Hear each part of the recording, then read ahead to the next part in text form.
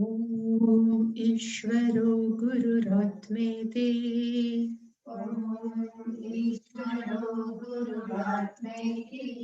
मूर्तिभेदविभागिने व्योमवद्व्याप्तदेहाय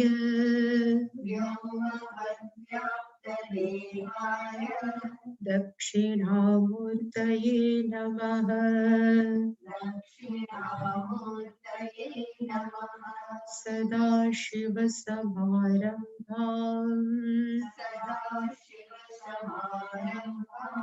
शङ्कराचार्यमध्यमाम् अस्मदाचार्यपर्यन्ताम् वन्दे गुरुपरम्पराम्।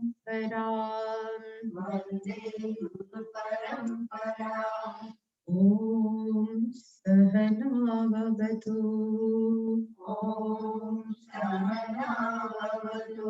सहनौ भुनक्तु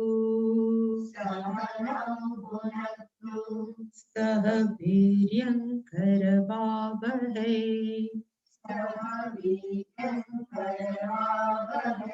तेजस्विनावधीतमस्तु मा विद्विषावहै।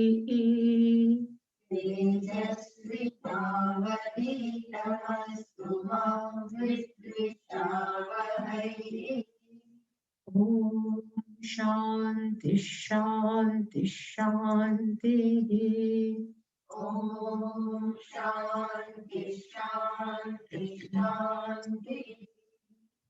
ॐ पार्थाय प्रतिबोधितां भगवता नारायणेन स्वयं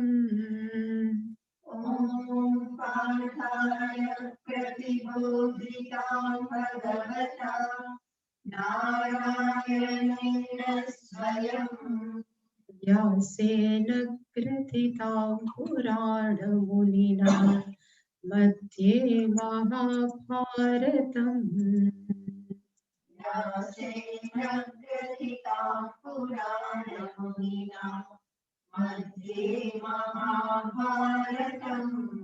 अद्वैतामृतवर्षिणीं भगवतीम् अष्टादशाध्यायिनीम्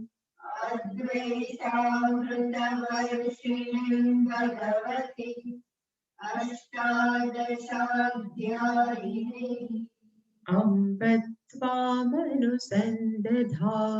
भगवद्गीते भवद्वेषिणीम्।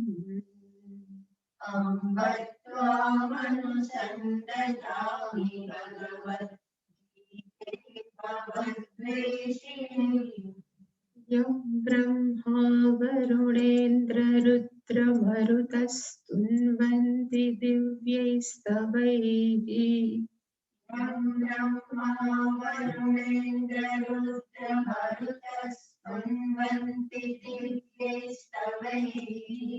वेदैः साङ्गपदक्रमोपनिषदैर्गायन्ति यं सामगाः।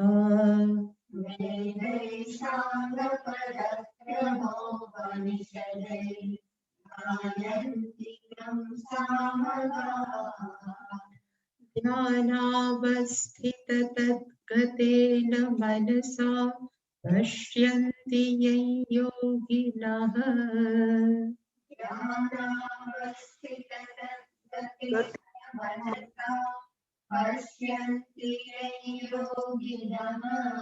यस्यान्तन्न विदुः सुरासुरगणा देवाय तस्मै नमः।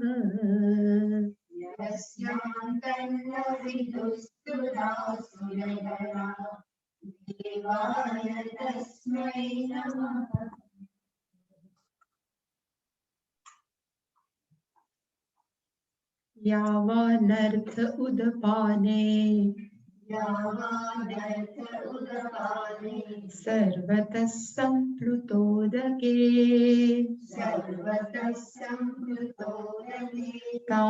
तावान् सर्वेषु वेदेषु ब्राह्मणस्य विजानतः कर्मण्येवाधिकारस्ते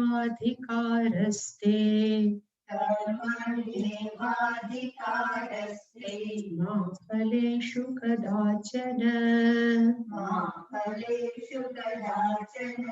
मा कर्मफलहेतुर्भूः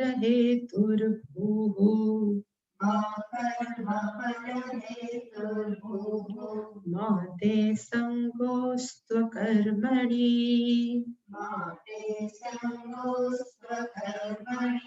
योगस्थः कुरु कर्माणि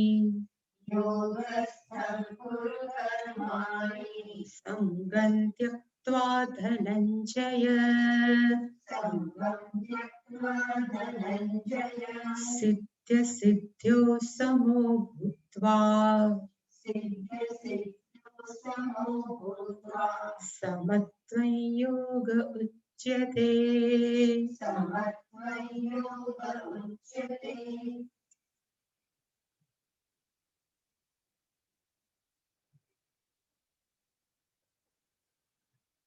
દુનિયાના નાના મોટા કર્મફળ અને આત્મજ્ઞાનનું ફળ એ બેની કમ્પેરિઝન છે એ 46મા શ્લોકની અંદર ભગવાને કરી તેને આપણે જોયું હતું કે ઉનાળાની અંદર જ્યારે પાણી ન હોય ત્યારે ગામડાના મનુષ્ય છે એ શું કરે તો કે ગામડાના મનુષ્ય છે એ વીરડામાંથી પાણી કાઢી અને પોતાનું જીવન નિર્વાહ કરે જ્યાં સુધી વરસાદ ન આવે ત્યાં સુધી અને પછી જો એકવાર વરસાદ આવી જાય અને આખું ગામ પાણી પાણી થઈ જાય પછી કોઈ વીરડો ગોતવા ન જાય અને એ લોકો જ્યાં પાણી છે ત્યાંથી પોતાનું છે બધું જીવન નિર્વાહ કરી શકે એવી જ રીતે જ્યાં સુધી માણસોને દુન્યવી સુખના ફળ માટે કે કર્મના નાના નાના ફળ માટે થઈને એને સુખ દેખાતું હોય ત્યાં સુધી એ સુખની પ્રાપ્તિ માટે દોડ્યા કરે પણ એકવાર જો જ્ઞાન પ્રાપ્તિ થઈ ગઈ હું કોણ છું એની એ જ્ઞાનની પ્રાપ્તિ થઈ જાય પછી એ દુન્યવી કર્મફળ જે નાનું નાનું છે એની પાછળ ન દોડે કારણ કે એને ખબર છે કે એકવાર જ્ઞાન પ્રાપ્ત થયું હું પોતે જ કેવો છું તો કે સુખનો ભંડાર છું મારે બહાર દોડ દોડ કરવા જવાની જરૂર નથી એવી જે સમજ છે એ 46મા શ્લોકની અંદર ભગવાને કીધું અને આપણે જોયો તો કે એનો અર્થ થાય કે યાવાનર્થ ઉદપાને ઉદપાનનો અર્થ થાય સ્મોલ રિઝર્વોયર જે વીરડો નાનો નાનો વીરડો હોય એની અંદર માણસો પોતાની જીવન જરૂરિયાતની વસ્તુઓ પૂરી કરે એટલે કે યાવાન અર્થ જે પણ જરૂરિયાત હોય એ હવે એ જીવન જરૂરિયાત છે જ્યારે આખું ગામ સર્વતઃ સંપ્લુત ઉદકે જ્યારે આખું ગામ પાણીમય થઈ જાય કે જલમય થઈ જાય ત્યારે વીરડાને કોણ ગોતવા જાય કોઈ જવાની જરૂર નથી કારણ કે બધે પાણી છે એવી રીતે આત્મજ્ઞાની છે એને ખબર છે કે સર્વેષુ વેદેષુ વેદના પૂર્વ ભાગની અંદર નાના મોટા કર્મના ફળ જે બધા લેખા છે એ બધા જ કર્મ ફળ છે એ બ્રાહ્મણસ્ય વિજાનતા જે આત્મજ્ઞાની છે એ બધા જ કર્મના ફળ એને એક સાથે પ્રાપ્ત થાય છે અથવા એને આત્મજ્ઞાનનું ફળ પ્રાપ્ત થયું પછી એને વેદોના નાના નાના કર્મ ફળની અંદર રસ નથી કારણ કે એને ખબર છે કે અહમેવ સર્વમ વ્યાપક આવું 46મા શ્લોકમાં કીધું અને 47મો શ્લોક જે આપણે જોયો તો કર્મયોગ કોને કહેવાય અથવા કર્મને આપણને કેવી રીતે પ્રાપ્ત થાય ને કર્મ ફળમાં આપણે શું શું કરી શકીએ એના વિશે ભગવાને 47મા શ્લોકમાં આપણે કીધું અને જે અત્યંત પ્રસિદ્ધ શ્લોક છે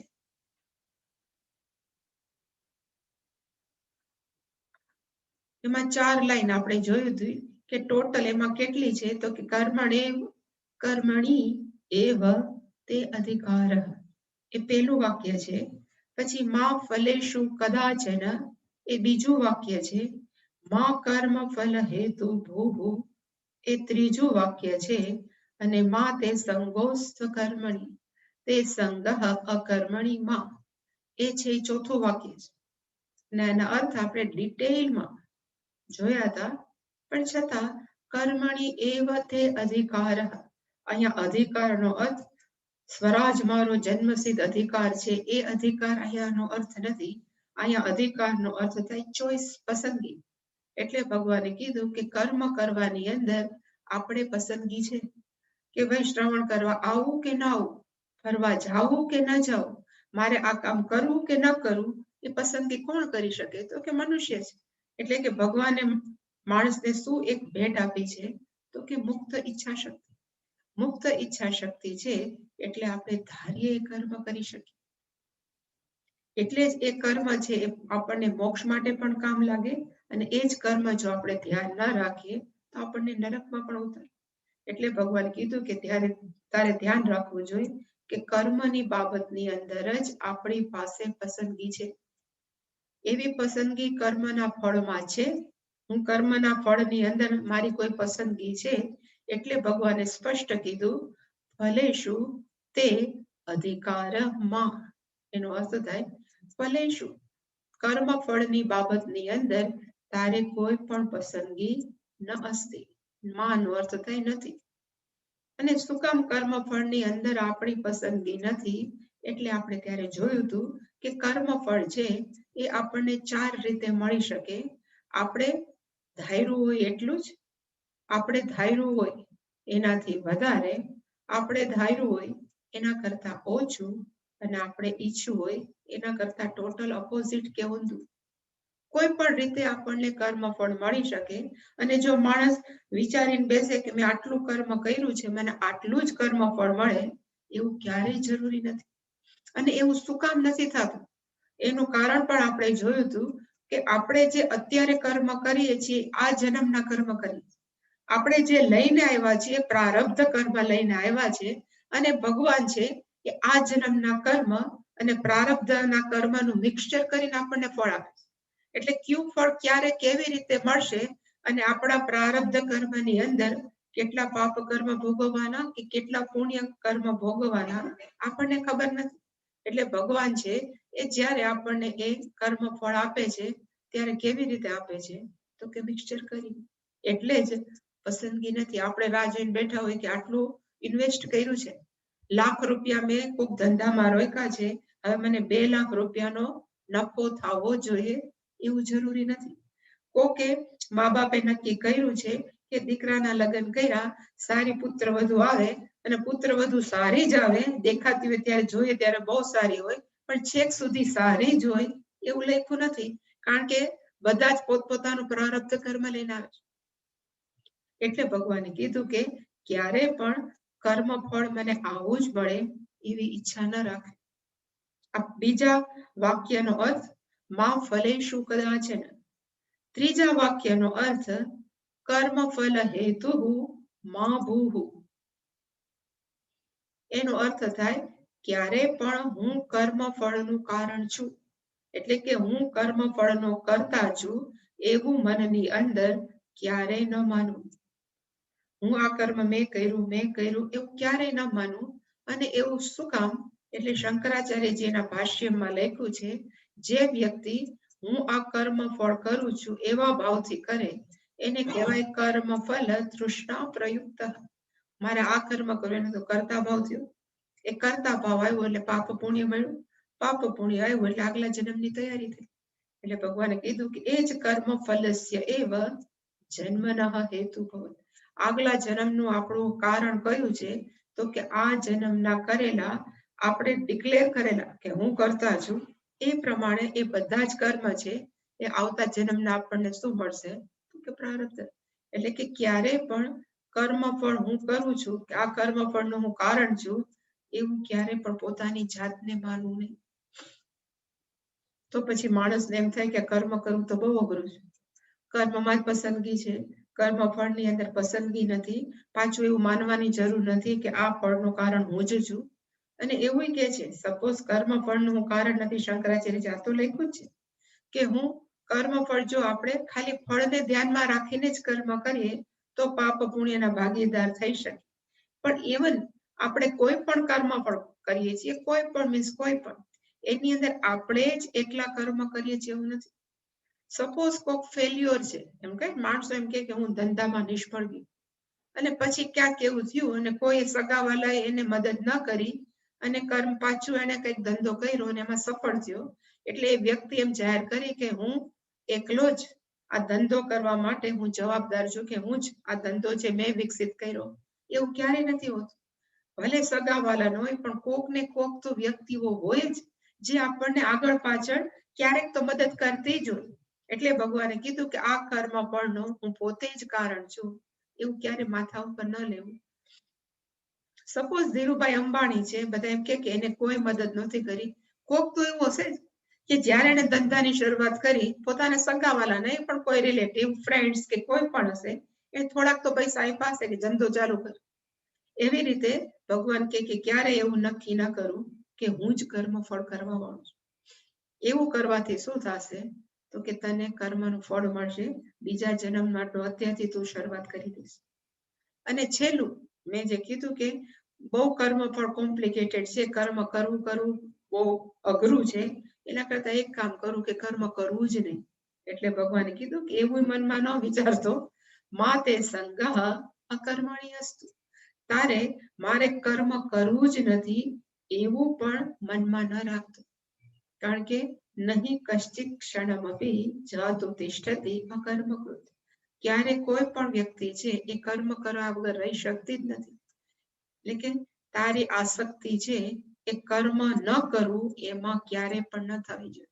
એનો અર્થ કર્મ પણ કરવું, કર્મ ફળની અંદર આપણે વધારે પડતી આસક્તિ પણ ન રાખવી, અને હું જ કર્મ ફળ કરું છું એવો મનમાં, એટલે હું જ કર્મ કરું છું એવો કર્તા ભાવ છે એ ન રાખવો. તો પછી કર્મ કરવું કેમ? આજે હું એક જોતી હતી, એક સાઇટ જોતી હતી ગૂગલ ની અંદર. આ જ છે, એમાં મેં પાછળ ક્યાંક લખ્યું છે. આ 3 છે, આ 2 બહુ કહેવાય ને વેલ ફેમસ સંસ્કૃતના વાક્યો છે. આ છે આવું આઈ થિંક આ છે ને ભાગવતના 10મ સ્કંદનો આ શ્લોક છે. એમાં લખ્યું છે કર્મણા જાયતે જંતુ. જંતુ એટલે વળી પાછા આપણે બધા જાયતે થી જંતુ, ઓલા ખાલી ઝીણા ઝીણા નહીં, જંતુ જાયતે, આપણે બધા જન્મીએ છીએ. કેના કારણે? કર્મણા એવ. આપણા જ કર્મ વડે આપણે જન્મીએ છીએ. અને જેવા પ્રારબ્ધ કર્મ પૂરા થાય એટલે એક શ્વાસે ભગવાન વધારે લેવા નથી દેતા. કર્મણા એવ વિલીયતે. આપણા કર્મ ફળની અંદર જ આપણે શું થઈ જાય છીએ તો આપણું પૂરું થઈ જાય. અને સુખમ દુઃખમ ભયમ ક્ષેમમ કર્મણા એવ અભિપદ્યતે. આપણા જીવનની અંદર જે સુખ મળે, દુઃખ મળે, આપણને ડર લાગતો હોય, ક્ષેમમ નો અર્થ થાય મેન્ટેનન્સ, યોગક્ષેમમની અંદર જે આપણે બધું કહેવાય ને કે જે છે એને સાચવતા હોય એ પણ કેનાથી રહે છે તો કે કર્મણા એવ. એનો અર્થ કર્મ છે કેવું છે તો કે બાંધે છે. પછી બીજું છે આ છે ને એ સંન્યાસો ઉપનિષદનું છે. એક ઉપનિષદ છે એનું નામ છે સંન્યાસ ઉપનિષદ. એની અંદર આ મંત્ર છે કર્મણા બધ્યતે જંતુ. સેમ આપણે બંધાઈ જાય છે શેનાથી તો કર્મણા એવ બધ્યતે જંતુ વિદ્યયા ચ વિમુચ્યતે. જો આત્મજ્ઞાન પ્રાપ્ત થાય તો આપણે શું થાય તો કે છૂટી જાય છે. આ છે એ મેં એટલે જ કીધું કે આ સંન્યાસીઓનું વાક્ય છે, નહીં તો ગૃહસ્થીનું. એટલે કે બીજી લાઈન એવી છે કે કર્મ છે એ માણસોને બાંધે છે અને આત્મજ્ઞાન એ છોડે છે. એટલે યતયઃ પારદર્શિનઃ કર્મ ન કુર્વન્તિ. એટલે કે સંન્યાસીઓ છે એને ક્યારે પણ કર્મ ન કરો, કારણ કે કર્મ શું કરે છે તો કે બાંધે છે. હવે જો કર્મની આટલી બધી કઠણાઈ હોય અને કર્મ આટલા કરવા અઘરા હોય તો પછી ભગવાને એવું શું કામ કીધું કે કર્મ કરો, કર્મ કરો. એટલે એનો અર્થ આ 2 બહુ મહત્વના છે કે આપણને કર્મ હંમેશા શું કરે છે તો કે બાંધે જ. અને કેવી રીતે બાંધે? હું કરતા છું એટલું જ ભાવ. માણસમાં જેવો એક ભાવ આવે કે આ કોણે કર્યું છે? મેં. એ જે ભાવ છે એને કહેવાય કરતા.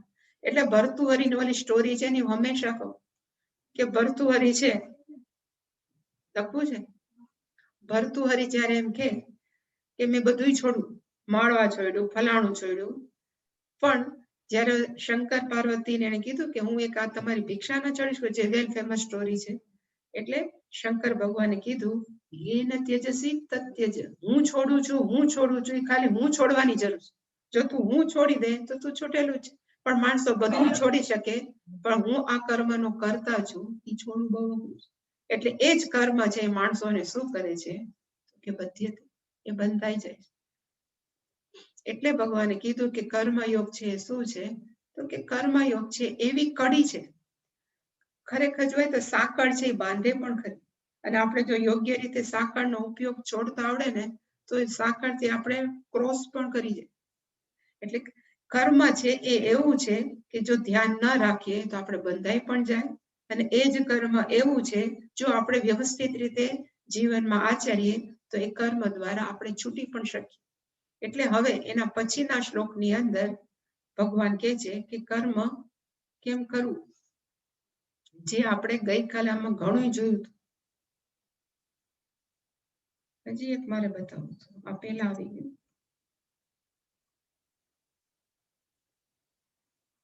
આ તો આપણે જોયું હતું ને, કર્મયોગ છે. મેં ત્યારે ગઈકાલે જ્યારે આપણે જોયું હતું ત્યારે કીધું હતું કર્મયોગની અંદર બે શબ્દ છે, એક કર્મ શબ્દ છે અને બીજો શબ્દ છે યોગ. કર્મની અંદર બે અર્થ થાય. કર્મયોગની અંદર કર્મ છે એના બે મીનિંગ થાય, એક કર્મ કેમ કરવું અને બીજો અર્થ છે કર્મનું ફળ કેમ સ્વીકારવું. એ બે કર્મની અંદર જ આવી છે.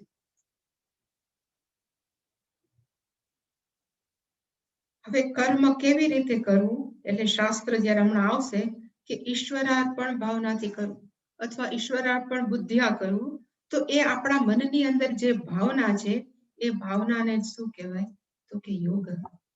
યોગનો અર્થ થાય પ્રોપર એટીટ્યુડ, યોગ્ય અભિગમ. એટલે અહીંયા મેં લખ્યું છે કે યોગનો અર્થ થાય યોગ્ય અભિગમ. આપણે કર્મને કેવી રીતે જોઈએ છીએ. ભગવાન મને એક પ્રસાદી આપી છે ગિફ્ટ તરીકે, અથવા ભગવાને મને કરવાની તક આપી છે એને અર્પણ કરવાની. આ બે વિચારધારા છે, એ જે ભાવનાથી કરીએ એને કહેવાય યોગ. અને એવી જ રીતે જ્યારે આપણે કર્મના ફળને સ્વીકારીએ, આપણા જ કરેલા કર્મને ફળને સ્વીકારીએ, ત્યારે જ આપણે મનની અંદર કેવા થાય છે, તો કે ક્યારેક ધાર્યું ન થાય તો દુઃખી થાય, ક્યારેક ધાર્યું થાય તો બહુ સુખી થાય. એટલે કે એ પણ આપણું મન છે એ અશાંત થાય, એ બરાબર નથી. એટલે ભગવાને કીધું કે કર્મ ફળ સ્વીકારતી વખતે કઈ ભાવના રાખવી, તો કે પ્રસાદ બુદ્ધિ. જે પણ આવે છે એ ભગવાનની પ્રસાદી છે. પછી ભગવાન મંદિરની અંદર જાય અને પૂજારી છે એ ક્યારેક ચરણામૃત આપે તો પણ આપણને ગમે.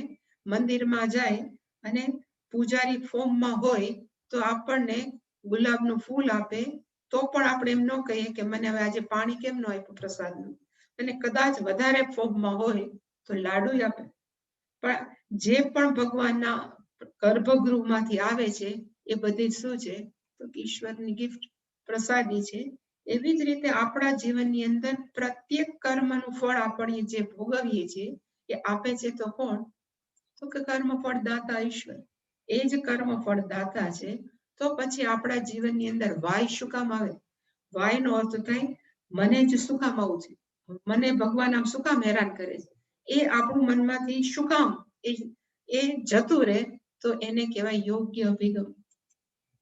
એટલે કે યોગનો કર્મયોગની અર્થ છે કે પ્રોપર ભાવનાથી, યોગ્ય અભિગમથી આપણે કર્મના ફળને સ્વીકારી શકીએ. પછી સુખવાળું હોય કે દુઃખવાળું કોઈ પણ મળે છે, ઈશ્વર છે આપે છે, હું કદાચ એના માટે યોગ્ય હઈશ, એવું છે આપણા મનને તૈયાર કરવું, એને કહેવાય યોગ. અને આજે હું બપોરે વિચારતી હતી કે આટલો બધો ભગવાન છે એ કર્મયોગ ને પછી ઉપાસના યોગ ને જ્ઞાન યોગ, એના ઉપર આટલું બધું ઇમ્પોર્ટન્સ કે મહત્વ છે, શું કામ આપે છે. એટલે મેં જસ્ટ અહીંયા લખ્યું કે કર્મયોગ છે એનું ખરેખર કાર્ય કયું. મેં લખ્યું કે કર્મયોગ છે એનું ખરેખર કાર્ય છે આપણું જે લાગણીશીલ સંવેદનશીલ મન છે, ઇટ ઇઝ ટેકન કેર, એનું ધ્યાન રાખે છે. અને કેવી રીતે ધ્યાન રાખે તો કે આપણા જીવનની અંદર આઘાતો લાગે, કોક આવે, કોકનો જન્મ થાય, કોક ગુજરી જાય, જાત જાતના આઘાત લાગે, કોઈ છૂટા પડી જાય હોય તો દૂર જતા રહે, કોઈ પણ આઘાત લાગે, આપણા જીવનની અંદર સુખ દુઃખ આવે, આપણા જીવનની અંદર રાગ દ્વેષ છે, આપણા મનની અંદર આ બધા જ બેઠા છે અંદર, કામ ક્રોધ લોભ મદ મત્સર, એ બધા જ છે, એ ક્યારે પણ આપણા મનને શાંતિથી બેસવા નથી. કારણ કે જેટલી આપણને કોક ઉપર આસક્તિ, એને આપણે પકડી રાખવા માટે વિચારતા જ હોય, અને જેના ઉપર આપણને બહુ ગુસ્સો હોય એને આપણે અવોઇડ કરવાનું કે મારી સાથે આપણાથી કેમ દૂર રહે, અને પ્લસ આ બધું તો છે, આઘાતો આવે એ પણ આપણે સહન ન કરી શકીએ, સુખ દુઃખ આવે એ સહન ન કરી. હવે આવા મનને કહેવામાં આવે કે હવે તમે ઈશ્વરનું ભજન કરો, આવા મનને એમ કહેવામાં આવે કે હવે બસ તમે ઉપનિષદના વર્ગોને કે સત્સંગને સાંભળો, તો આવું મન ક્યાંથી કરી શકે? એટલે ભગવાને એને કહેવાય ને પૂર્વ ભૂમિકા બાંધી છે. કર્મયોગ છે એ ખરેખર શું છે તો કે શાસ્ત્રને સમજવા માટે થઈને પૂર્વ ભૂમિકા, અથવા એમ પણ કહી શકીએ કે શાસ્ત્રને સમજવા માટે બેઝ બાંધે છે. કારણ કે કોઈ પણ વસ્તુનું શ્રવણ કરવું હોય તો ત્યારે મન તો ઉપલબ્ધ હોવું જ, અને કેવું મન તો કે કોઈ પણ પ્રકારના બોજા વગરનું, કોઈ પણ પ્રકારના ટેન્શન કે ચિંતા વગરનું. હવે એ મન એવું કરવું એ તો કઈ ખાંડ કહેવાય એટલી તો સહેલી વાત નથી, તો કેવી રીતે કરી શકીએ? એટલે ભગવાન કીધું કે ઉત્તમ ઉપાય છે, અને કયો છે તો કે કર્મયોગ ગુરુ. તું શું કર, કર્મ નહીં કર પણ કર્મ યોગ ગુરુ, એટલે કે યોગ જ કે છે કે તું એવા ભાવનાથી કર્મ કર કે જેથી આ બધા જ અંદરના લાગણી, આપણે કે હું બહુ લાગણીશીલ છું, લાગણીશીલ છે એ સારી વસ્તુ છે, પણ લાગણી વેડા છે ને એ સારી વસ્તુ નથી. આપણે મોટે ભાગે લાગણી વેડાથી પીડાય છે, લાગણી આપણને કંટ્રોલ કરે છે, અને પછી એ પ્રમાણે આપણે જીવન જીવીએ છીએ, એ વસ્તુ છે એ બરાબર નથી. અને એમાંથી બહાર નીકળવા માટે એક જ ઉપાય છે, અને કયો છે તો કે કર્મયોગ. કારણ કે કર્મની અંદર આપણું કર્તાપણું પણ જતું રહે છે, અને કર્મયોગની અંદર હું ભોગતા છું એ પણ રિલેટિવલી જતું રહે છે. કારણ કે જ્યારે કર્મ કરીએ ત્યારે આપણે હંમેશા એમ જ કહીએ છીએ કે હું મારા પોતાના સ્વાર્થ માટે હું કોઈ પણ કર્મ કરતો કે કરતી નથી, પણ હું કર્મ કોના માટે કરું છું તો કે કર્મ હું માત્ર ઈશ્વરને પ્રસન્ન કરવા માટે કરું છું. પછી ભલે ને ઘરનું જ કામ હોય, આપણા પરિવારજનોનું જ કામ હોય, પણ હું કર્મ પરિવારજનને સુખી કરવા માટે નથી કરતી, બેસ્ટ જ કરીશ પરિવારજન માટે, પણ હું કરું છું કોના માટે તો કે ઈશ્વર માટે. ઈશ્વર, હું સારામાં સારું કામ કરું એટલે હું ઈશ્વરને કહી શકું કે જો આ કામ મેં કેવું કર્યું. પછી ભલે ને મા બાપને સાચવવાનું પણ હોય કે કોઈ પણ, એટલે જો એવી રીતે કામ કરીએ તો આપણા મનની અંદર આવું મેં કામ શું કામ કર્યું ને આવું શું કામ ન કર્યું, એ ભાવનામાંથી આપણે બહાર આવી છીએ. અને બીજું છે કર્મફળ સ્વીકારીએ ત્યારે સતત, જે પૂજ્ય સ્વામીજીનું કે છે ને વાય મી, ઇંગ્લિશમાં વાય મી નો અર્થ થાય મારા જીવનમાં જ આવી દુર્ઘટનાઓ શા માટે, કે મારા જીવનમાં જ ભગવાને મને આવું શું કામ આપ્યું. એ જે સતત આપણને ભગવાન તરફ એક પ્રશ્ન છે કે આવો ભગવાન શું કામ, એ બધું જ જતું રહે જો આપણે આપણા જીવનની અંદર જે પણ ફળ ઘટતું હોય, જે પણ કર્મફળ આપણા જીવનમાં સતત ઘટી રહ્યું છે, એ આપણે સ્વીકારીએ કે ઈશ્વરને જો હું પ્રેમ કરું છું તો જે પણ આવે છે એ ઈશ્વર તરફથી આવે છે, બીજું કોઈ તો આપતું જ નથી. તો પછી મારે એવું શું કામ કરવાનું કે તું મને આવું શું કામ કરે? કારણ કે જ્યાં પ્રેમ છે ત્યાં આગ્રહ નથી, જ્યાં પોતાની જાતને પ્રેમ છે ત્યાં બીજા ઉપર આપણે આગ્રહ થોપીએ છીએ. કોઈ પણ વ્યક્તિ જ્યારે બહુ પ્રેમ કરે ત્યારે એવો આગ્રહ ન કરે, અને જો આગ્રહ કરે તો માનવું કે પ્રેમ નથી.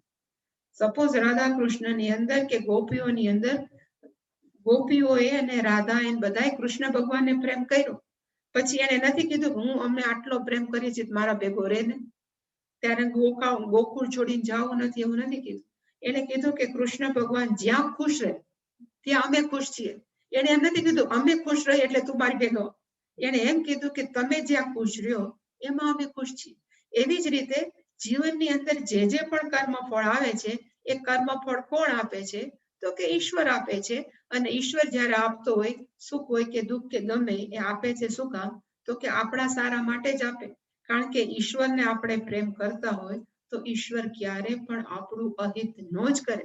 એવી જે સંપૂર્ણ વિશ્વાસ છે એને કહેવાય કર્મયોગ.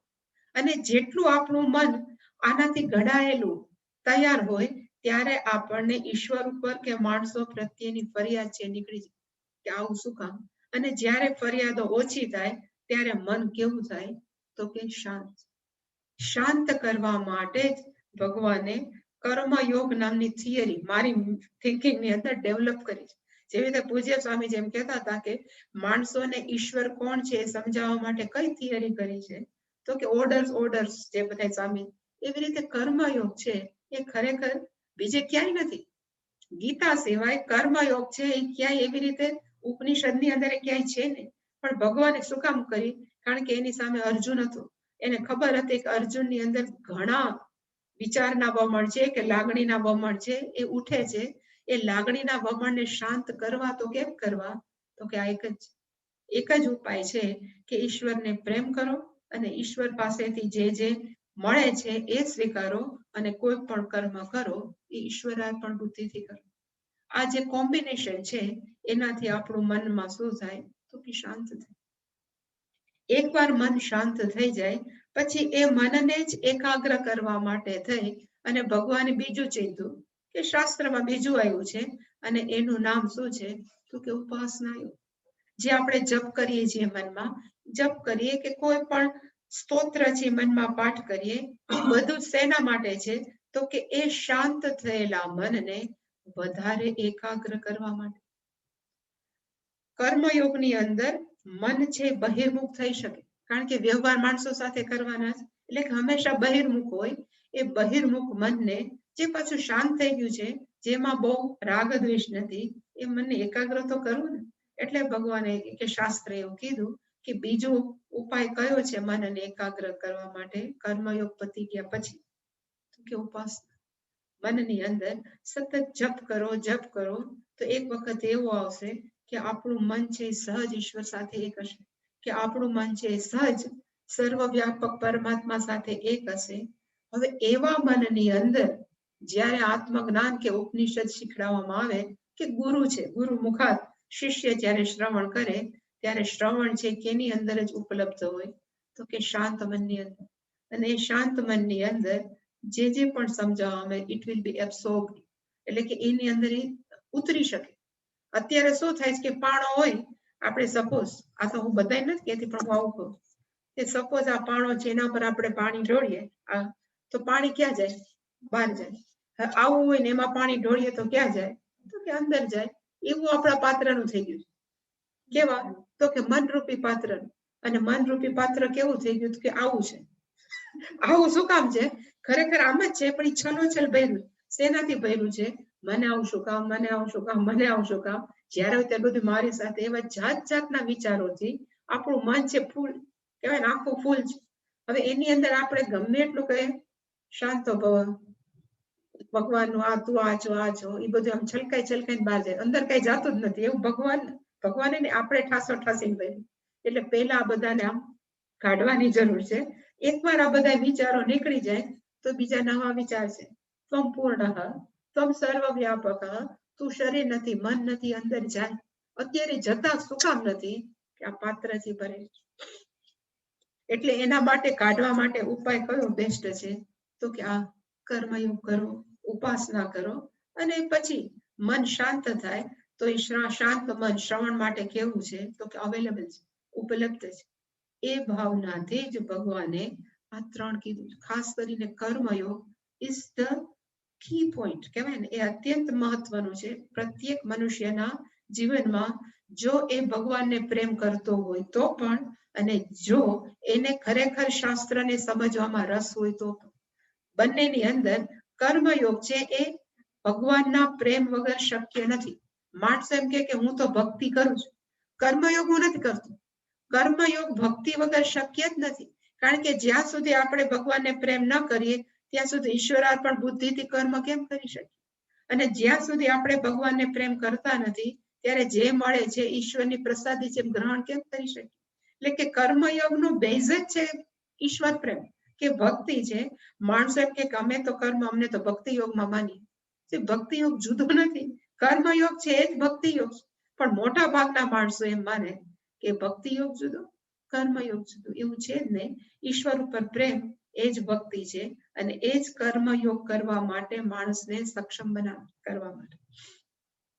એ ભાવનાથી એના પછીનો શ્લોક,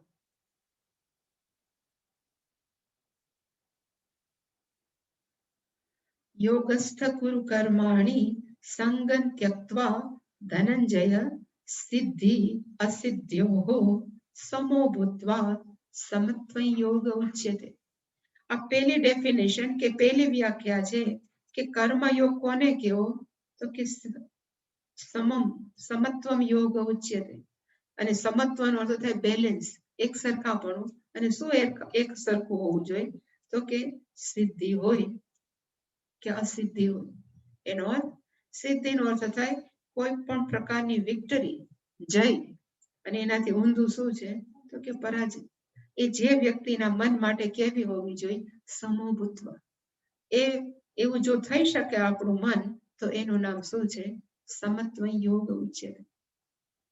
એટલે અહીંયા પેલું છે યોગસ્થ કુરુ કર્માણી. ભગવાને અર્જુનને કીધું કે હે ધનંજય, ધનમ જયતિ ઇતિ ધનંજય. બોલો કયો યજ્ઞ કર્યો તો યુધિષ્ઠિરે? બોલી ગઈ. રાજસૂય યજ્ઞ કર્યો હતો ને? રાજસૂય યજ્ઞ તો રાજસૂય યજ્ઞ યુધિષ્ઠિરજીએ કર્યો હતો. ત્યારે એવું હતું કે બધા રાજાને પૂછવું છે કે હું રાજસૂય યજ્ઞ કરીએ છીએ, તમે અમારા ભેગા છો? જો એમ કે અમારા ભેગા અમે છીએ, તો કે અમુક કહેવાય ને તમારું પાર્ટિસિપેશન, આપણે ન કે બધે ફાળો ઉઘરાવા જાય, એવી રીતે ફાળો ઉઘરાવા જવાનું એને કહેવાનું. એટલે એમ કે ભાઈ મારા તરફથી આટલું રાજસૂય યજ્ઞ માટે. અને જે ના પાડે કે અમે આમાં કહેવાય ને કે અમે એમ જોડાયા નથી, તો યુદ્ધ કરો. યુદ્ધ કરીને એને હરાવી અને થોડોક છે ધન લઈ આવવાનું. આ કામ કોણે કર્યું હતું? તો અર્જુને, જયારે રાજસૂય યજ્ઞ થયો ત્યારે. એટલે એનું નામ પડ્યું ધનમ જયતિ. બધા પાસે જઈને ધન લઈ આવી અને પછી યુધિષ્ઠિરને કીધું હવે તમે કરો રાજસૂય. એવી એક ટ્રેડિશન છે, એટલા માટે ધન લઈ આવી. એટલે કીધું કે હે ધનંજય, યોગસ્થ કુરુ કર્માણી. કર્માણી કુરુ, તું કર્મ કર. કર્માણી કુરુ નો અર્થ થાય યુ ડુ યોર કર્મ. તું તારું કર્મ કર. પણ કેવી રીતે? તો બે કન્ડિશન મૂકી. પેલી યોગસ્થ કુરુ કર્માણી, અને બીજું સંગમ ત્યક્ત્વા કુરુ કર્માણી. બે, તું કરું કર્માણી યોગસ્થ. સ્થનો અર્થ થાય રહીને. આપણે ગૃહસ્થ નો અર્થ થાય ઘરે રહીને કામ કરો, એને કહેવાય ગૃહસ્થ. એવી રીતે યોગસ્થ નો અર્થ થાય કર્મ યોગમાં રહીને કર્માણી કુરુ. તું કર્મ યોગમાં રહીને કર્મ કર. પ્લસ સંગમ ત્યક્ત્વ, મને આ કર્મ કરવાથી આ ફળ મળે એવું સંગમ, એવી આપણે કહેવાય અટેચમેન્ટ, એવું છોડી કર્મ ફળની અંદર આશા છોડી તું કર્મ કર. અને જ્યારે આવું કર્મ કરીશ ત્યારે મન કેવું થઈ જશે? તો કે મને સિદ્ધિમાં પણ રસ નથી, મને અસિદ્ધિમાં પણ. અહીંયા સિદ્ધિનો અર્થ ઓલે અણીમાં મહિમા લગીમાં એવી સિદ્ધિ નહીં, પણ અહીંયા સિદ્ધિનો અર્થ થાય કે ક્યારેક સક્સેસ થાય, ક્યારેક ફેલ્યોર થાય, ક્યારેક માન થાય, ક્યારેક અપમાન થાય, ક્યારેક સુખ મળે, ક્યારેક દુઃખ મળે. એટલે કે દ્વંદ્વ પેરાડવા જે મળે એ બધાની અંદર તારે શું કરવાની જરૂર છે? સમહભૂત્વા. તારું મન છે સમાન થઈ જશે. અને જો મન સમાન થાય તો એનું નામ જ શું છે? તો કે સમત્વ યોગ છે. એ યોગની, કર્મયોગની પહેલી વ્યાખ્યા છે. આપણું મન બેલેન્સ રહે એને શું કહેવાય? તો કે સમત્વ યોગ ઉચ્યતે. બહુ બ્યુટીફુલ આની અંદર ભાષ્યમ લખ્યું છે શંકરાચાર્યજી કે યોગસ્થ કુરુ કર્માણી નો અર્થ શું થાય? એટલે શંકરાચાર્યજીએ લખ્યું યોગસ્થ સન કુરુ કર્માણી નો અર્થ થાય કેવલમ ઈશ્વરાર્થમ કુરુ કર્માણી. એટલું પેલા વાંચીએ. માત્ર ઈશ્વર માટે થઈને જ કર્મ કરો. પછી એવું નથી કે ખાલી ભગવાન ના જોઈએ, પૂજા કર્યા કરે એવો અર્થ નથી. કોઈ પણ કર્મ ઇવન ઘર વાળતા હોય, બ્રશ કરતા હોય, નાતા હોય, ધોતા હોય, રાંધતા હોય, ઇવન આપણે ઓફિસમાં જઈને કામ કરતા હોય, પણ મનમાં ભાવના કેવી? કેવલ ઈશ્વરાર્થ, માત્ર ઈશ્વર માટે થઈને. અને એમાં પણ એવી ભાવના ને અહીંયા સંગમ ત્યક્ત્વા છે ને, એવી પણ આશા છોડી દેવાની, એવું પણ એક અટેચમેન્ટ છોડી દેવાનું કે હું આટલું બધું ભગવાન માટે કરું છું, તો ભગવાન મારી પર ખુશ થાય તો સારું. એટલે કીધું કે તત્ર અપી ઈશ્વરો મે તુષ્યતુ ઇતિ સંગમ ત્યક્ત્વા. ઇવન ભગવાન પણ મારા પર પ્રસન્ન થાય, હું આટલું કામ કરું છું, એવી પણ ભાવના રાખ્યા વગર. નહીતર માણસો એમ ન કે હું કેટલું બધું તમારા માટે કરું, તમારે આટલું ન કરે. એ જે છે એને કહેવાય ઈશ્વરો બી તુષ્યતુ. અને આપણે સતત ભગવાનને કહીએ છીએ હું આટલી માળા ફેરવું, આટલા જપ કરું, તને એમ ન થાય કે આમ ન કરે.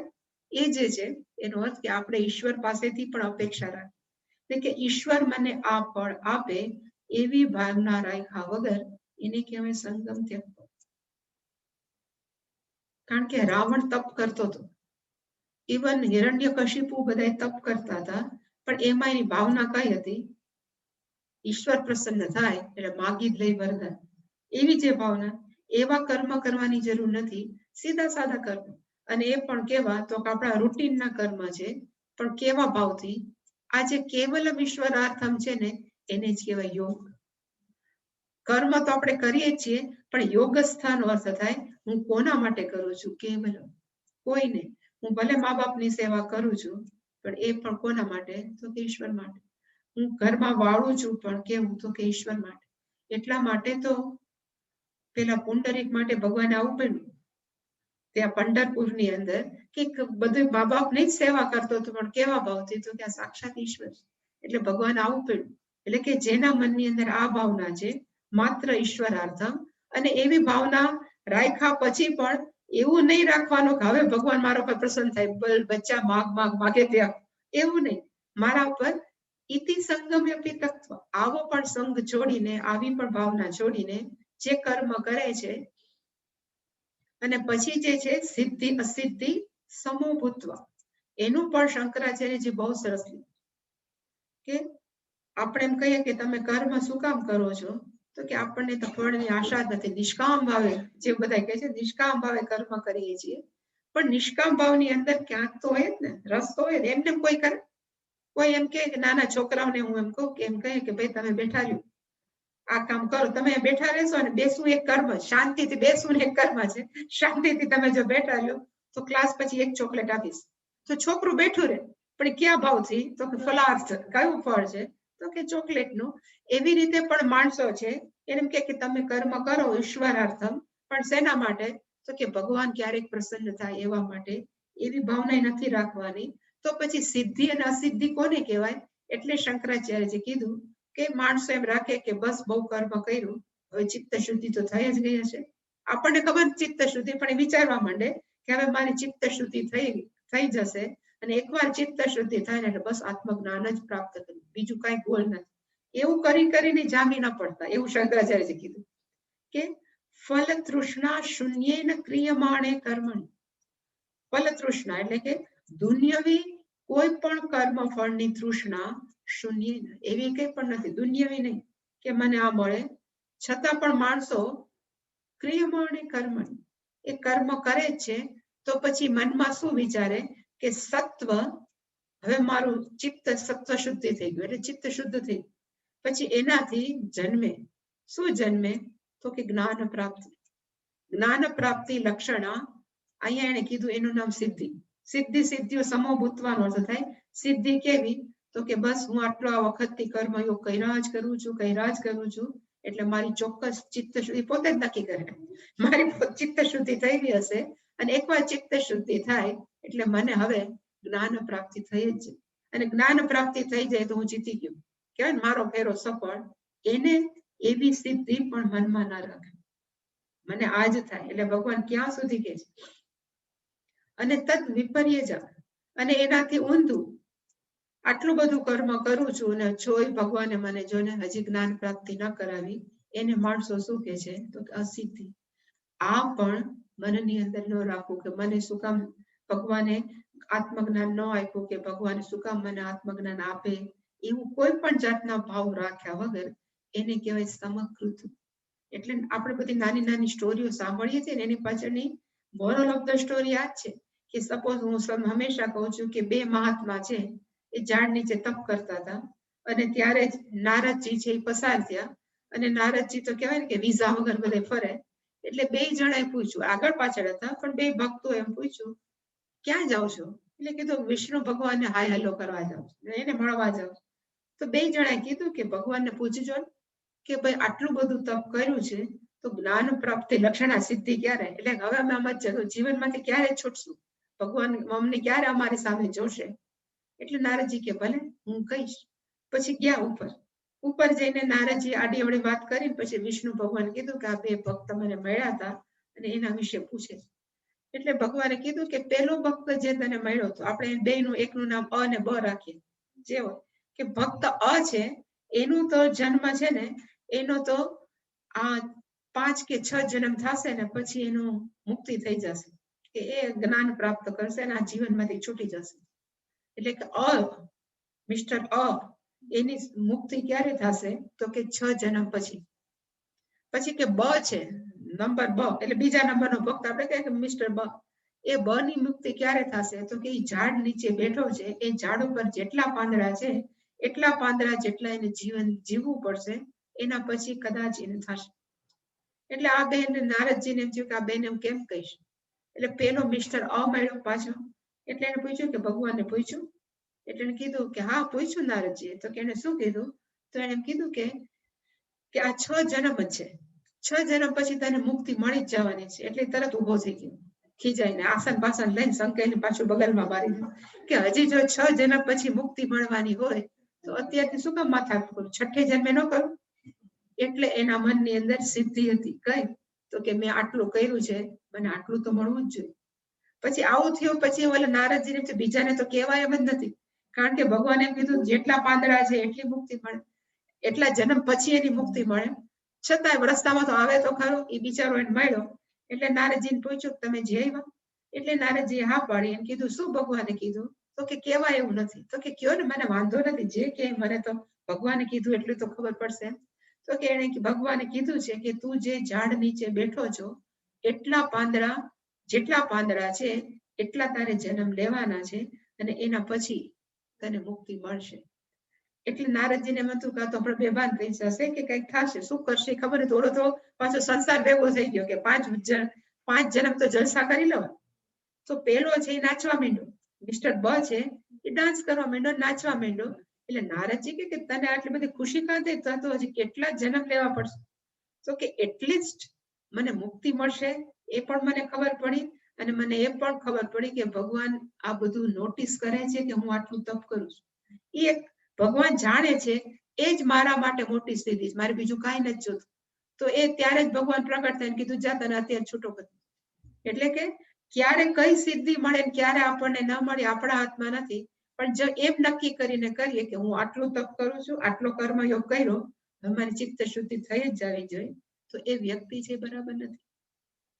એટલે ભગવાન અહીંયા એટલે શંકરાચાર્યજી સ્પષ્ટતા કરી કે માણસનું મગજ કેવું છે? તો કે ક્રિયમાણે કર્મણે સતી, કર્મ કરતા હોય અને પછી બિચારાનું મન કેવું છે? તો કે ફલ તૃષ્ણા શૂન્ય, એને કે ફળની આશા નથી, પણ છતાં એના મનમાં જો એમ હોય કે સત્વ શુદ્ધિ જા, સત્વ શુદ્ધિથી જન્મતું જ્ઞાન પ્રાપ્તિ લક્ષણા સિદ્ધિ એ મને મળે તો પણ એ વ્યક્તિ છે એ ખોટી છે, એની ભાવના છે એ ખોટી છે. અને તદ વિપર્ય જા, એનાથી ઊંધા માણસો કે જેમ કે મેં આટલું બધું કર્યું તોય મને સિદ્ધિ ન મળી, એવી ભાવના રાખવી. એ બેની વચ્ચે જે સમ થઈ જાય, મને સિદ્ધિ મળે તો પણ ઠીક છે, ભગવાન ન મળે તોય ઠીક છે, હું કરું છું શું કામ? તો કે ઈશ્વર પ્રસાદ, ભગવાન છે ખુશ થાય એના માટે. એને મારે પોતાનો પર્સનલ સ્વાર્થ નથી, કોઈ પણ પ્રકારનો વ્યક્તિગત સ્વાર્થથી હું ભગવાનને પ્રેમ કરું છું એવું નથી. એવું જે મન છે એને કહેવાય સમતુલ્ય. એવા ભાવથી કુરુ કર્માણી, જે કર્માણી કુરુ એક પહેલું હતું યોગસ્થ, એટલે કે એવી ભાવના રાખીને, અને બીજું કર્મ કેવું? તો કે જે મળે, મને સિદ્ધિ મળે તો હું ભગવાનને નહીં છોડું, અને ભગવાન અસિદ્ધિ મળશે તો હું ભગવાનને છોડવા નથી. માં છે એ ક્યારેક નાના બાળકને છે એ ઝાપટે મારે, અને માં છે ક્યારેક નાના બાળકને ચોકલેટ આપે. માને ખબર છે કે બાળકને ક્યારે શું આપવું, એવી જ રીતે ઈશ્વરને પણ ખબર છે કે આ બિચારું સાધક રૂપી બાળક છે, એને ક્યારેક શું આપવું. એટલે જે આપે સાધક કેવો છે તો કે પ્રસન્ન. કારણ કે હું કરું છું કોના માટે, તો કે ઈશ્વર માટે. આવી ભાવનાથી ભગવાને કીધું કે સિદ્ધિ અસિદ્ધ્યો સમહ બુદ્ધો. આવી જ્યારે થઈ જાય ત્યારે એ મનનું નામ કેવું છે તો કે સમત્વ યોગ ઉચ્યતે. જેમ કીધું કહ અસૌ યોગ, આ યોગનું નામ કયું છે? કહ અસૌ યોગ યત્ર સ્થઃ કુરુ ઇતિ યુક્ત.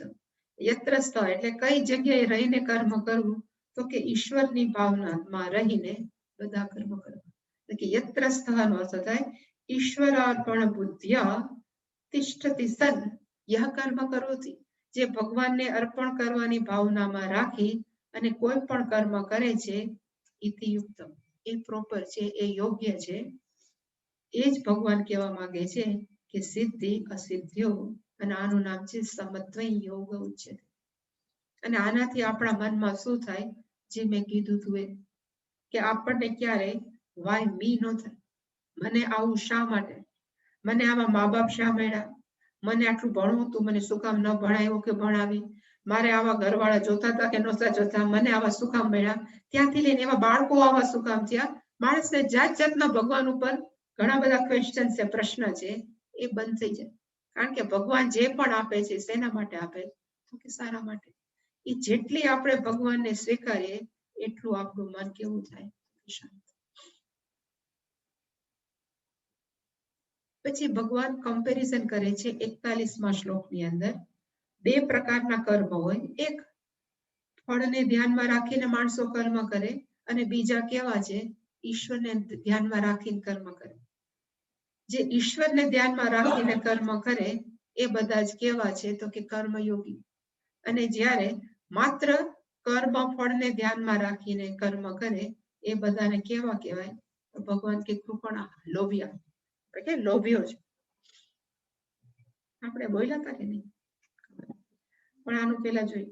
યતઃ પુનઃ એટલે શંકરાચાર્યજીના ઉપરના ભાષ્યમાં કીધું કે જે વ્યક્તિ છે કર્મ કરે છે કેવા ભાવનાથી, તો કે ઈશ્વર આરાધનાર્થમ હોવું. અને કેવી રીતે કરે છે, તો કે સમત્વ બુદ્ધિયુક્ત. જે છે બધું કર્મ ઈશ્વર માટે કરવું છે એવું બેલેન્સ માઇન્ડથી કરે છે. એ કર્મ છે એ બધા ફળવાળા કર્મ કરતા કેવું છે, તો અત્યંત શ્રેષ્ઠ. એની કમ્પેરિઝન ભગવાને 49 એટલે કે 49 શ્લોકમાં કહી. ધૂરેણ યવરં કર્મ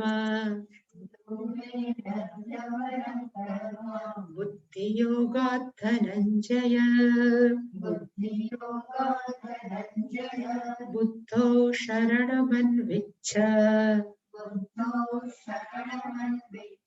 કૃપણા ફલહેતવઃ.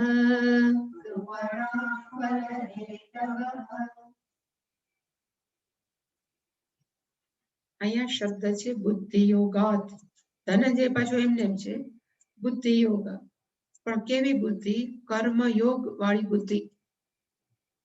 કર્મયોગ વાળી બુદ્ધિ કરતા આ બધા કર્મ ફળ વાળા કર્મ છે એને ભગવાને કીધું કે કેવા છે, અવરમ કર્મ. આપણે એ પેલામાં આવ્યું હતું નચિકેતા વખતે, વર કર્મ અવરમ કર્મ. વર નો અર્થ થાય શ્રેષ્ઠ, ગુજરાતીનો વરરાજો નહીં, વરનો અર્થ થાય શ્રેષ્ઠ, પણ એનાથી ઊંધું જે વર ન હોય એને કેવું કહેવાય, કે જે શ્રેષ્ઠ નથી, અવરમ. જ્ઞાનનું ઊંધું કેવું, તો કે અજ્ઞાન. વિદ્યાનું ઊંધું કેવું, તો કે અવિદ્યા. એવી જ રીતે વરનું ઊંધું કેવું, તો કે અવરમ. વરનો અર્થ થાય શ્રેષ્ઠ, અવરમનો અર્થ થાય નિકૃષ્ટ કર્મ. એટલે ભગવાન એમ કે છે કે બુદ્ધિ યોગાત, કર્મયોગના ભાવનાથી જે કર્મ કરવામાં આવે છે એના કરતા અવરમ કર્મ, જે ફળને ધ્યાનમાં રાખીને કર્મ કરવામાં આવે છે કેવા છે, અત્યંત દૂર, એની પાસે પહોંચી જ ન શકે. જે ફળને ધ્યાનમાં રાખીને કર્મ કરે એના કરતા કર્મયોગથી ભાવનાથી કરી કર્મ કેવા છે, તો બેનો ટોટલ ઓપોઝિટ છે. એનો મેળ ન ખાય, એટલે કે દૂરેણ, એ કેવા રહે છે, અત્યંત દૂર રહે છે, એની બાજુ પણ ફરકી ન શકે. માણસોએ શું કરવું જોઈએ? એટલે ભગવાને કીધું કે જો તું ડાયો હો તો બુદ્ધો શરણમ અન્વિચ્છ. અહીંયા જે બુદ્ધિ છે એની ભગવાન આમાં કે છે શંકરાચાર્ય કર્મયોગ બુદ્ધિ. તારી બુદ્ધિ કેવી હોવી જોઈએ? તો કે કર્મયોગ વાળી બુદ્ધિનું શરણને શોધ, અથવા ભગવાનને તું પ્રાર્થના કર કે હે ભગવાન મારી બુદ્ધિ એવી કરી દો કે એમાં હું કર્મયોગ થકી જ કામ કરું. એવું જે ભાવના છે એને કહેવાય આ બુદ્ધિ. કર્મયોગ વાળી બુદ્ધિથી શરણમ, એનું શરણ છે અન્વિચ્છ નો અર્થ શંકરાચાર્ય કીધું પ્રાર્થના કરું. ભગવાનને આપણે પ્રાર્થના કરીએ કે હે ભગવાન મારું કોઈ પણ કર્મ છે કેવું હોય તો કે કર્મયોગ વાળું. એવી રીતે તું બુદ્ધિની અંદર કે તારા મનની અંદર કર્મયોગ વાળી બુદ્ધિ કર. અને બીજા માણસો કેવા છે તો કે કૃપણા હા ફલ હે તવ. આજે ફળનું કહેવાય ને ફળ શોધવા વાળા કે ફળની ઈચ્છા રાખવા વાળા માણસો છે કેવા છે તો કે લોભિયા.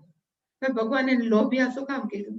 તો કે જેવી રીતે પૈસાનો લોભિયો હોય એ શું કરે? પૈસાને વાપરે ને પોતાના પૈસે જ ભરી રાખે. એવી રીતે ભગવાને મનુષ્યનું જીવન આપ્યું છે શેના માટે? તો કે કર્મયોગ કરવા માટે, કે આપણું મન જે ઉત્કૃષ્ટ બનાવવા કે શાંત બનાવવા. પણ એમાં જે ધ્યાન ન આપે અને માત્ર શેમાં રહે તો કે આ જીવનની અંદર બસ જલસા કરી લો, આ જીવનની અંદર મને ગમે છે એ બધું હું કરી લઉં. તો જે માટે થઈને મનુષ્ય જન્મ આપ્યો એનો એને મનુષ્ય જન્મ તરીકે ઉપયોગ ન કર્યો અને માત્ર સામાન્ય માણસો જીવન જીવે છે એમ જ જીવી નાખ્યું. તો અત્યંત વેલ્યુએબલ મનુષ્ય જીવનનો એને તો તિરસ્કાર જ કર્યો. એ જે મનુષ્ય જીવન ભગવાને આપ્યું એનો તિરસ્કાર કરે એને ભગવાને શું કીધા છે તો કે કૃપણા.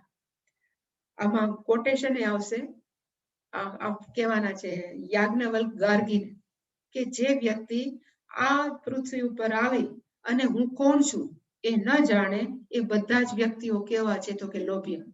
એ લોભ એટલા માટે કરે છે કે મનુષ્ય જીવનનો ઉપયોગ એને સાચા કામ માટે ન, પૈસાનો ઉપયોગ શેના માટે છે તો કે બીજાને મદદ કરવા માટે છે, ઘર ભરવા માટે નથી. અને જેટલું માણસો દાન કરે ને એ ક્યારે ઓછા નહીં થાય. એ રોટેશનમાં ભગવાન એને આપ્યા જ કરશે, પણ જેમ માને કે હું દાન આપીશ અને હું ખાલી થઈ જઈશ એ કોઈ દિવસ દાન ન આપે, એ લોકો લોભી કહેવાય.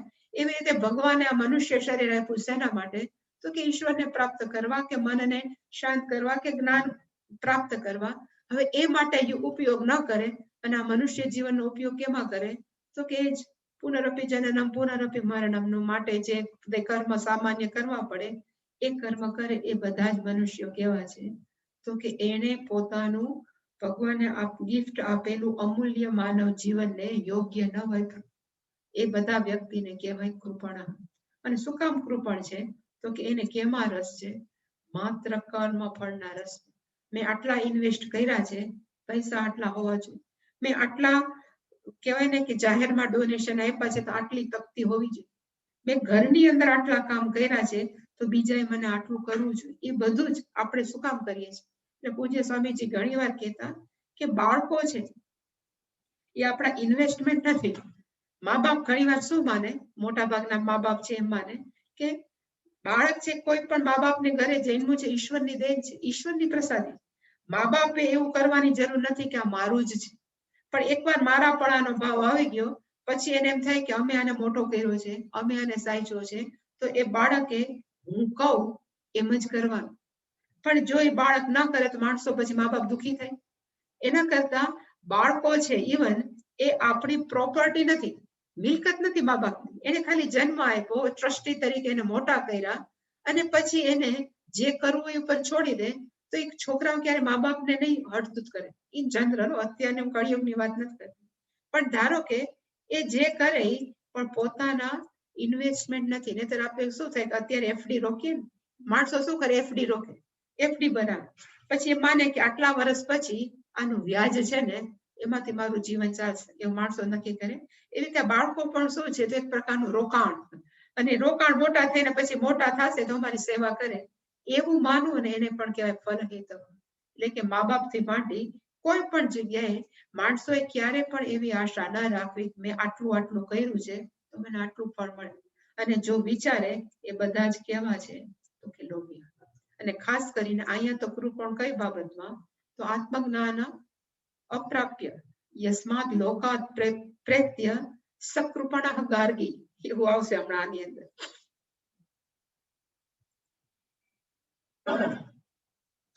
દૂરેણ અવરમ કર્મ, શંકરાચાર્ય એનું ભાષાંતર કહેવાય ને, ભાષ્ય લખે. દૂરેણ નો અર્થ થાય અતિ વિપ્રકર્ષેણ. અવરમ નો અર્થ થાય નિકૃષ્ટ કર્મ. નિકૃષ્ટ એટલે ખરાબ નહીં, નિકૃષ્ટ નો અર્થ થાય ફળની ભાવનાથી કરી એ બધા નિકૃષ્ટ ખરાબ કર્મ. દૂરેણ એટલે કે કર્મયોગ કરતા ફળની ભાવનાથી રાખેલા કર્મ બધા કેવા છે તો કે નિકૃષ્ટ.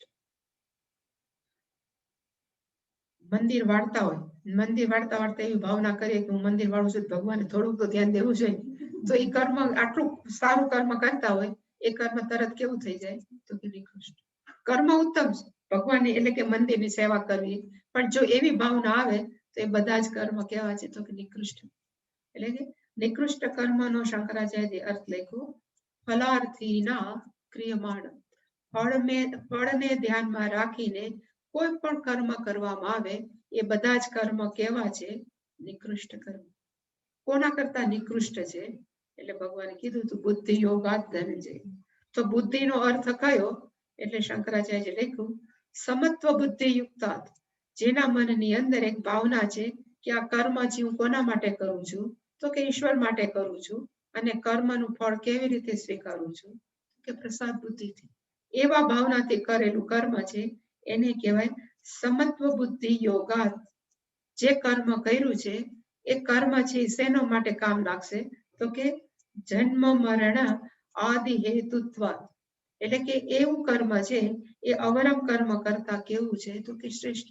કારણ કે અવરમ કર્મ છે જે નિકૃષ્ટ કર્મ છે એ શું છે તો કે જન્મ મરણ આદિ હેતુ, એ આપણા જન્મ ને મરણનું કારણ.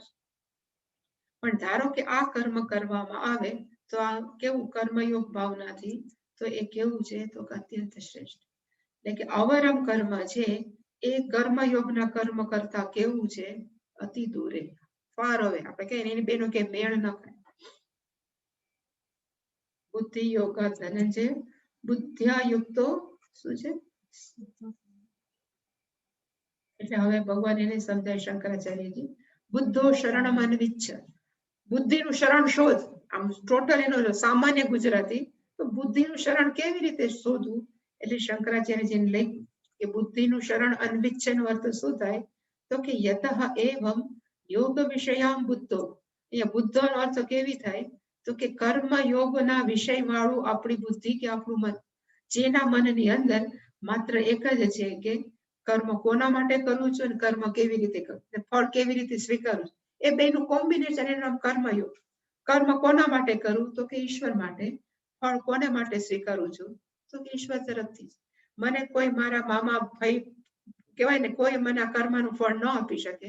કર્મનું ફળ કોણ આપે છે તો કે ભગવાન. એવી જેની બુદ્ધિ છે એવી બુદ્ધિને કહેવાય યોગ વિષયામ બુદ્ધિ. હવે એવી બુદ્ધિથી માણસોને થાશે શું એટલે એને કીધું કે તત પરિપાક જાયામ. એ જ્યારે પરિપક્વ થશે, મન છે મેચ્યોર થશે, જે હંમેશા કહું છું, અને જે આજે મેં કીધું કે લાગણીની પરિપક્વતાની વાત છે. આપણે આમ તો ઉંમરમાં તો પરિપક્વ થઈ ગયા, ગમે કે ભગવાને પકાવી દીધા, પણ અહીંયા પરિપાક કેનો છે તો કે કર્મયોગ વાળી જીવન જીવી અને એનાથી આપણી બુદ્ધિ કેવી થશે પરિપક્વ થશે. તો એની અંદર શેનો જન્મ થશે તો કે સાંખ્ય બુદ્ધિ, એને આત્મજ્ઞાન. એવા આત્મજ્ઞાનનો શરણમ. એને તું શું જા તો કે એને શરણ જા. એટલે કે માણસોના મનમાં જે વ્યવસાય આત્મિકા બુદ્ધિ છે કે હું કર્મ કરું છું કેવા ભાવથી તો કે ભાઈ ચિત્ત શુદ્ધિ માટે, અને એકવાર પરિપક્વ થઈ જશે તો શ્રવણ મનન નિધિધ્યાસન થશે. એનાથી મારા મનમાં કઈ બુદ્ધિ આવશે તો કે સાંખ્ય બુદ્ધિ. અને સાંખ્ય બુદ્ધિનો અર્થ છે કે અહીંયા જે છે બધું પરમાત્મા છે, અહીંયા જે છે બધું ઈશ્વર જ છે. એકવાર એવું આપણું મન થઈ જાય તો એનાથી આપણું એનું ફળ કથન કયું છે તો કે અભય પ્રાપ્તિ. આપણા મનમાંથી બધા જ પ્રકારની બીક નીકળી જાય. કેવા પ્રકાર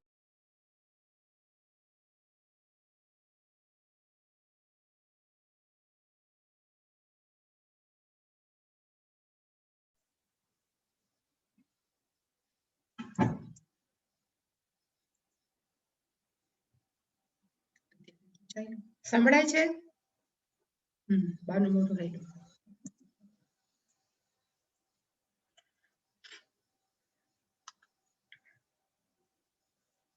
ક્યાં હતા? કે કર્મયોગ કરવાથી એ પરિપક્વ થાય. પરિપક્વ થાય એટલે આપણા મનની અંદર આત્મજ્ઞાન આવે.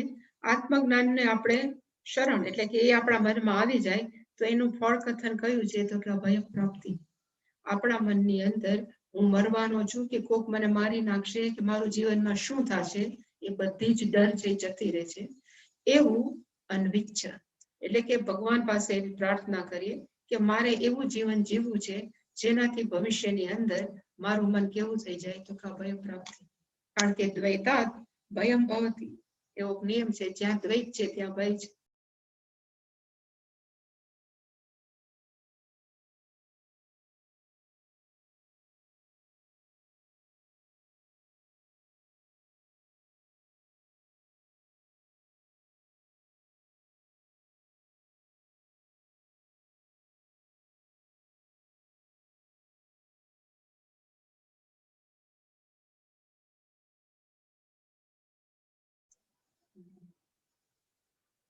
પછી જે છેલ્લું હતું કે કૃપણા ફલ હેતવ એનું ખાલી આપણે આ જોઈ લઈ, પછી આવતીકાલે જોશું.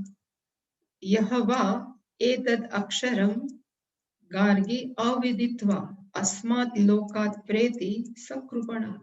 બૃહદારણ્યક ઉપનિષદની અંદર યાજ્ઞવલ્કી ગાર્ગીને કીધું છે કે આ ચૈતન્ય તત્વને જાણ્યા વગર જે આ જગતમાંથી જાય છે એ બધા જ કેવા છે?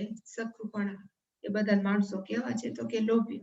એટલે કે કર્મના ફળમાં આસક્ત થયા વગર તારે કરવાની શું જરૂર છે તો કે માત્ર બુદ્ધો શરણ મનવિચ્છ. તારે માત્ર કર્મયોગની બુદ્ધિનું શરણ લે. મારા મનની અંદર માત્ર કર્મયોગ જ હોવું જોઈએ એવો ભાવ તારા મનમાં રાખે.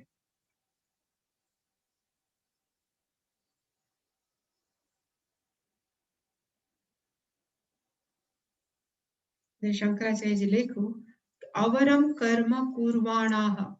જે કર્મ ફળને ધ્યાનમાં રાખીને કોઈ પણ કર્મ કરે ને એને કહેવાય અવરમ કર્મ કરવા વાળા. એ બધા છે એ કેવા છે? ભગવાને લખ્યું છે કૃપણાહ. કૃપણાહ શું કામ તો કે ફલ હેતવ. એનું ફોકસ ક્યાં છે? મને આ ફળ મળે એમાં. ફળ વાળા એટલે લખ્યું કે ફલ તૃષ્ણા પ્રયુક્તાહ સંતઃ. એ લોકો કેવા છે તો કે કર્મ ફળ પ્રાપ્ત કરવા માટે થઈને ઈચ્છા રાખવા વાળા છે. અને શાસ્ત્ર કહે છે કે જે માત્ર કર્મ ફળને ધ્યાનમાં રાખીને કર્મ કરે એ બધા કેવા છે કે સકૃપણ. એ લોકો છે એ બધા કેવા છે તો કે જાણે કે લોભ્ય. જેવી રીતે પૈસો છે ઘરમાં રાખવા માટે નથી, વાપરવા માટે છે. એવી જ રીતે મનુષ્ય જીવન છે વેડફવા માટે નથી, સામાન્ય રીતે એક એનું શરીરનો ઉપયોગ કરવા માટે છે, ભગવાનને પ્રાપ્ત કરવા માટે છે. એ ન કરે એ બધા જ માણસો કેવા છે? સકૃપણ ઇતિ શ્રુતે. આવું છે એ બૃહદારણ્યક ઉપનિષદની અંદર પણ ભગવાને કીધું છે. એનો અર્થ કે લાઈફ કેવી રીતે જીવવી જોઈએ તો કે કર્મયોગ વાળી. બીજી કોઈ પણ લાઈફ છે એ જીવીએ ખરા પણ એમાં જે આપણને મનુષ્ય તરીકે પ્રાપ્ત થવું જોઈએ એ પ્રાપ્ત ન થયું. તો એ જે બીજી વ્યાખ્યા છે કર્મયોગની એ અહીંયા કીધી છે. યોગ કર્મસુ કૌશલ. આપણે શ્લોક બોલીએ બુદ્ધિયુક્તો જહાતીહ ઉભે સુકૃત દુષ્કૃતે તસ્માત યોગાય યુજ્યસ્વ યોગ કર્મસુ કૌશલમ.